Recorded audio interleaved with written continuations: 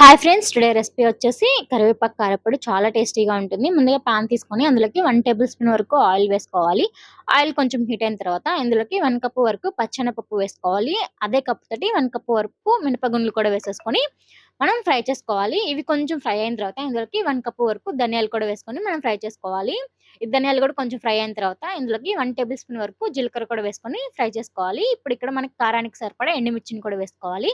ఇక్కడ నేను ఒక 15, 20 వరకు వేసుకున్నాను ఎండుమిర్చినయితే. ఇలా వేసేసుకొని ఇందులోనే కరివేపాకు కూడా వేసుకొని, కరివేపాకుని కూడా మనం ఫ్రై చేసుకోవాలి. కరివేపాకు కూడా ఫ్రై అయిన తర్వాత స్టవ్ ఆఫ్ చేసేసుకోవాలి. ఇప్పుడు ఇందులోనే కొంచెం చింతపండుని వేసుకోవాలి. అలాగే ఒక 5, 6 రెమ్మల వెల్లుల్లిని కూడా వేసేసుకోవాలి. చల్లారిన తర్వాత మిక్సీ జార్ తీసుకొని, మిక్సీ జార్‌లోకి మనం ముందుగా ఫ్రై చేసి పెట్టుకున్నవి వేసేసుకోవాలి. ఇప్పుడు ఇందులోనే మన టేస్ట్‌కి సరిపడా సాల్ట్‌ని కూడా వేసేసుకొని, మూత పెట్టేసుకొని మనం మిక్సీ అయితే పట్టుకోవాలి. మరి మెత్తగా కాకుండా కొంచెం బరకగా మనం మిక్సీ పట్టుకొని మనం స్టోర్ చేసుకుంటే చాలా టేస్టీగా ఉంటుంది.